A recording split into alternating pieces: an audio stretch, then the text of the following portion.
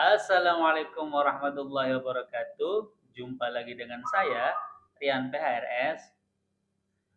Teman-teman, pada kesempatan video kali ini saya ingin menampilkan satu potongan video masih dalam acara diskusi nasab yang diadakan oleh Rabitul Alawiyah di tanggal 7 kemarin. Nah, karena ada pernyataan dari guru gembul yang salah satunya itu ada beberapa yang dia katakan ya, dia protes atau curhat apapun itu namanya, tapi intinya itu dia mengatakan bahwa Imaduddin Usman Al-Bantani itu bukan pencetus polemik nasab yang terjadi sekarang ini. Artinya dia bukan orang pertama sebenarnya yang menyulut api kisruh nasab yang membara sekarang ini. Begitu kira-kira. Ya, teman-teman. Nah, di situ lawan diskusinya yaitu Gus Wafi ikut apa ya? Dia berpendapat ya bisa jadi benar pendapat guru gembul, bisa jadi benar. Itu pemicunya ada banyak hal, tapi Imaduddin itu adalah pencetus berkumpulnya orang-orang yang benci dengan habaib gitu. Jadi Imaduddin itu pencetusnya, jadi orang-orang yang benci dengan habaib itu kumpul di situ jadi satu. Jadi dia pembuat wadah. Jadi Imaduddin itu pembuat wadah. Itu menurut Gus Wafi. Tapi yang menarik dalam pernyataan Guru Gembul itu Guru Gembul menyebut beberapa nama habaib yang dia tidak setuju dengan tindakannya atau dia tidak suka dengan habaib tersebut. Salah satunya adalah Al-Habib Muhammad Rizik bin Husain Shihab. Jadi kisrun nasab menurut Guru Gembul ya, ini menurut Guru Gembul, perlu digarisbawahi. Kisrun nasab yang terjadi pada saat ini salah satunya adalah perilaku-perilaku para habaib yang membuat sebagian orang marah. Kayak misalnya perilaku Habib Rizik yang dinilai radikal, misalnya gitu. Oke. Lalu dijawablah oleh Gus Wafi bahwa dari awal sudah dikatakan biasanya kita ini memang bukan hanya guru gembul dan lain-lain lah, kita ini biasanya ketika berhadapan dengan seseorang, ketika ada kebaikan seorang itu 10 dan keburukannya satu, maka yang akan kita ingat itu hanya keburukannya, sedangkan kebaikannya hilang begitu saja. Ya. Begitupun dengan Habib Rizik.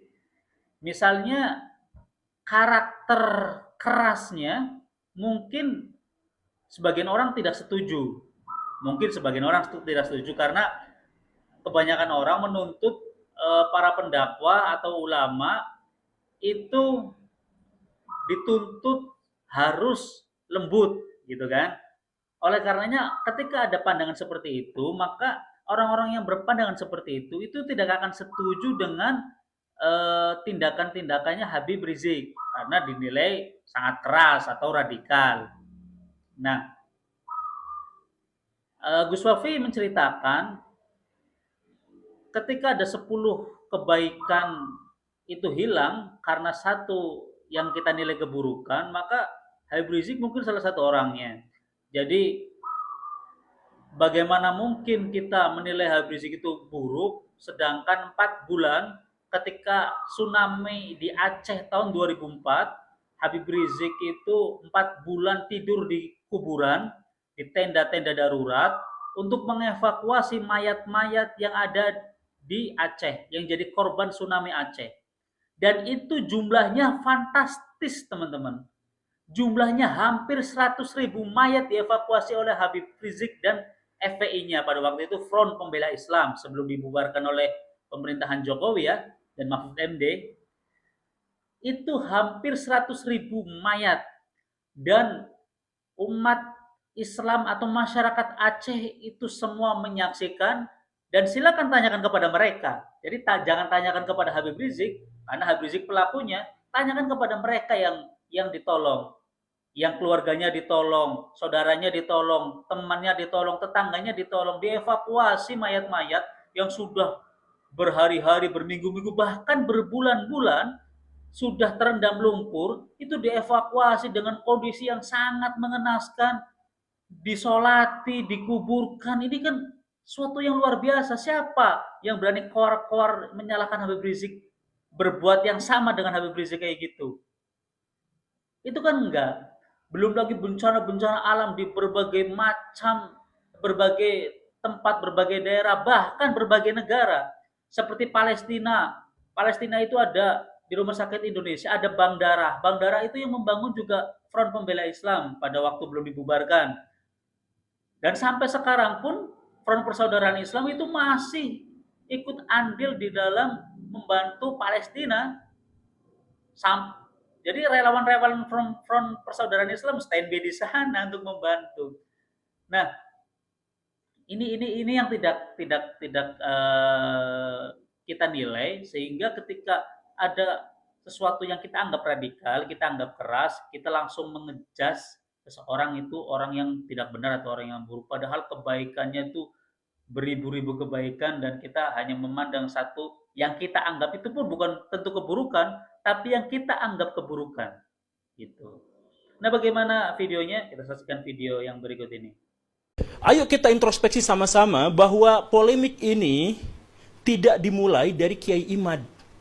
Gak ada yang akan mempedulikan pada tesis semacam itu karena masyarakat kita hanya 0,001 saja yang biasa membaca. Dan jumlahnya menjadi semakin sedikit ketika yang bahan bacaannya itu adalah terkait dengan polemik nasab. Itu sedikit sekali.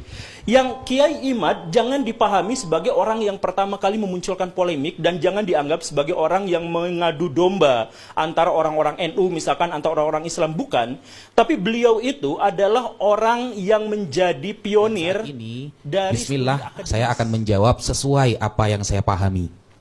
Yang pertama, di sini Pak Guru menyampaikan polemik ini tidak keluar oleh Kiai Imad. Polemik ini tidak kemudian keluar dari Kiai Imad. Ini bisa saya benarkan. Mengapa? Karena begini. Pada umumnya, orang yang berbuat baik 9 kali, berbuat jahat 1 kali, maka yang diingat adalah yang jahat. Jarang orang mengatakan ketika orang ini berbuat baik 5 kali, lalu kemudian berbuat jahat 1 kali, dia menghargai yang 5. Itu jarang sekali. Umumnya seperti itu. Sehingga ketika Pak Guru mengatakan bahwa ini munculnya bukan dari Kiai Imad, bisa juga saya benarkan. Karena memang Indonesia tentunya yang netizennya terkenal ditakuti di seluruh dunia, ya, itu sangat mempengaruhi pemikiran. Sehingga kadang ada beberapa orang yang menilai sesuatu memang dari media sosial. Tolak ukur kebenarannya dari komentar dan beberapa video yang ditampilkan baik di YouTube, TikTok, dan lain sebagainya. Nah, sehingga ketika seperti itu dijadikan sebuah hujjah, sebuah dalil, maka bisa saya benarkan bahwa dari dulu memang para habaib ada oknum-oknum tertentu yang pastinya ketika oknum itu muncul akan ada beberapa orang yang mengkritik. Nah, tetapi Kiai Imad kemudian memang bukan dari awal sebuah permasalahan, tapi beliaulah yang awal menjadikan wadah mereka semua, begitu. Yang saya pahami Pak Guru ya. Beliau menjadi wadah dari beberapa orang yang dulu-dulunya sudah banyak mengkritik para habaib, sudah banyak melihat para habaib dari baik dari oknum-oknumnya atau memang benci secara pribadi, wallahu a'lam. Kiai Imad di sini sebagai munsyid, pendiri, seolah-olah menjadikan wadah sehingga semuanya bersatu di sana. Nah, ketika semuanya sudah bersatu, mulailah kita tahu di media sosial apa saja kritikan yang selama ini terpendam, mungkin kata Pak Guru, terpendam, mereka keluarkan semuanya. Mereka keluarkan. Jadi saya benarkan ketika Kiai Imad bukan pencetus masalahnya, Tapi Kiai Imad adalah pencetus wadah untuk mengumpulkan semuanya. Seperti itu. Kemudian yang kedua, anggap saja Kiai Imad adalah salah satu pengkritik. Jadi begini Pak Guru. Awal mula saya terikut masalah nasab ini, saya sudah cerita di Nabawi TV. Saya tidak sama sekali mau, karena saya tuh di YouTube biasanya cuma diskusi lintas agama Pak Guru. Saya tidak tertarik untuk masuk di dunia nasab, karena nasab ini dari dulu hingga sekarang itu adalah masalah dapur orang. Yang orang luar seharusnya nggak boleh bahas itu. Para ulama itu ada istilahnya nasabah. Orang-orang yang ahli memang dalam bidang nasab. Sama dengan dokter gigi. Lalu tukang tambal ban ikut-ikut ilmu dokter gigi. Ngawur pasti. Nah, nasab ini, tradisi di dalam Islam adalah, yang mengatur adalah sebuah keluarga sendiri. Ulamanya ada sendiri. Kitabnya pun ada sendiri. Gak sembarangan. Baru sekarang terjadi ada orang yang tidak memiliki kredibilitas dalam berbicara nasab, tak pernah tercatat berguru kepada ulama nasab, tak pernah punya karya yang diakui oleh ulama nasab, dia berbicara nasab bahkan sampai taraf membatalkan. Itu yang kemudian menggiring saya untuk harus menjawab statement itu. Loh, kok lucu? Dulu orang yang bisa nasab, membahas nasab, itu minimal pernah belajar kepada guru yang memang mahir dalam hal itu. Itu tradisi kita di pesantren seperti itu. Ketika dia ahli fikih, maka dia itu harus benar-benar tercatat atau terkenal dengan bisa baca kitab fikih. Ketika ditanyakan masalah wudhu dia bisa, batal-batalnya, rukun-rukunnya. Nah, seperti itu. Nah, sehingga itu yang membuat saya untuk menjawab. Kemudian Habib Rizik banyak melakukan kisruh. Nah, ini yang saya katakan.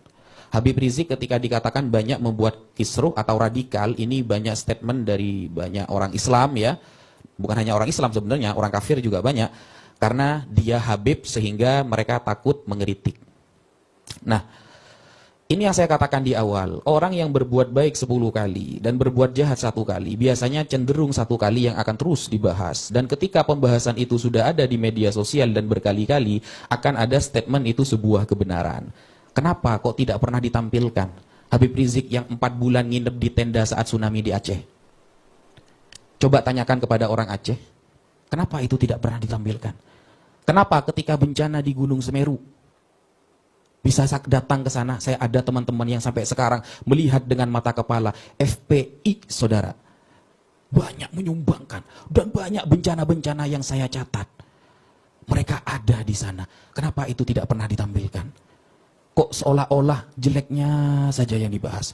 Padahal sejauh ini yang saya tahu, Pak Guru ya, yang saya tahu, beliau itu oke lah, mungkin dengan gayanya beliau kasar, kita tidak setuju, oke. Tapi yang saya tahu, beliau itu mengkritik apa? Tempat remang-remang, kezoliman, korupsi.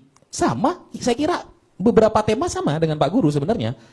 Tetapi mungkin karena beliau Habib dan memang banyak media yang kontra, sehingga yang ditampilkan jelek terus. Dan itu menjadi sebuah kebenaran bagi sebagian orang. Itu yang mungkin perlu saya tanggapi. Ada yang mau ditanggapi Pak Guru? Nah, bagaimana teman-teman, sudah disaksikan videonya?